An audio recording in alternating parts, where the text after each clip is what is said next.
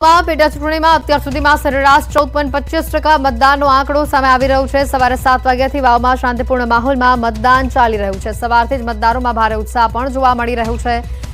તમામ કેન્દ્રો પર મતદારોની કતારો જોવા મળી રહી છે। ઉત્તર ગુજરાતનો આ સૌથી મોટો જંગ છે। ભાજપ કોંગ્રેસ અને માવજી પટેલ માટે આજનો દિવસ ઘણો મોટો। ભાજપ કોંગ્રેસ સહિત 10 ઉમેદવારો મેદાને છે, 7 અપક્ષ ઉમેદવારો મેદાને છે। 3,10,000થી પણ વધુ મતદારો આજે फैसलो करशे। भाजपना स्वरूपजी ठाकोरनी शाख साथे गुलाबसिंह जे कोंग्रेसना उम्मीदवार छे तेओनी पण शाख दाव पर छे।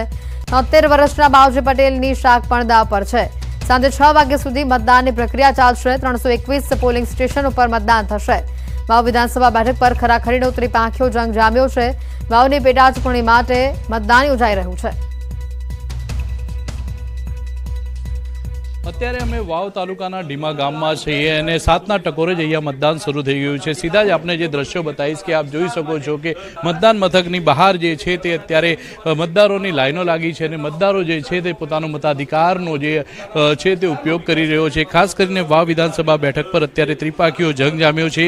કોંગ્રેસમાંથી ગુલાબસિંહ રાજપૂત છે, ભાજપમાંથી સ્વરૂપજી ઠાકોર છે, તો મહત્વની વાત કરવામાં આવે તો અપક્ષમાંથી પણ માવજીભાઈ લડી રહ્યા છે। અત્યારે આપને સીધા જ દ્રશ્યો બતાવીશ મતદાન મથકના કે આપ મતદાન મથકમાં જોઈ શકો છો કે જે મતદારો છે તે પોતાનો મતાધિકારનો ઉપયોગ પણ કરી રહ્યા છે અને વહેલી સવારથી જ સારી મતદારો જે છે તે સારી એવી લાઈન પણ જોવા મળી રહી છે। આપણે મતદારો સાથે વાત કરશું। ખાસ કરીને શું કહેશો, કેવો ઉત્સાહ છે? રેડી છે, જબર। કોઈ તકલીફ નહીં હોય, કોઈ નથી, કોઈ અમાલ નથી, બીજી જવાનથી જ્યારે મતદાન થાય છે અને અમારો અધિકાર છે મત કરવાનો। કેવા કેવા ઉમેદવારો? બસ એ તો કેવા ઉમેદવાર જોઈએ છે? કેવા ધારાસભ્ય કામ કરે એવો શું ગમે કેવો ધારાસભ્ય હોવો જોઈએ?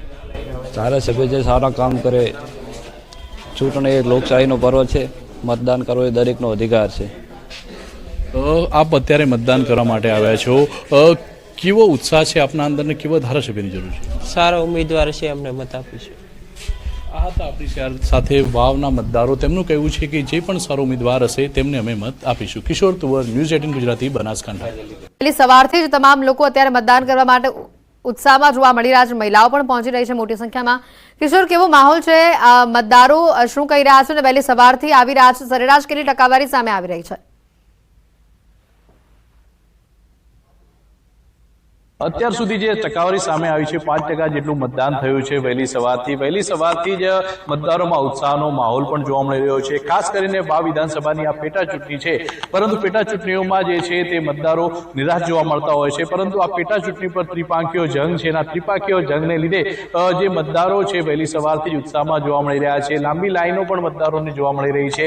અત્યારે હું ભાખરી ગામના બૂથ નંબર 2માં જે છું ત્યાં મતદાન અત્યારે ચાલુ છે। આપ જે પ્રમાણે દ્રશ્યોમાં જોઈ શકો છો તે પ્રમાણે પોતાનો મતાધિકારનો ઉપયોગ કરવા માટે વહેલી સવારથી જ મતદારો જે છે અત્યારે જોવા મળી રહ્યા છે અને મતદારો અત્યારે શાંતિસર લાઈનમાં જોવા મળી રહ્યા છે। પોલીસનો પણ ચુસ્ત બંદોબસ્ત અત્યારે જોવા મળી રહ્યો છે।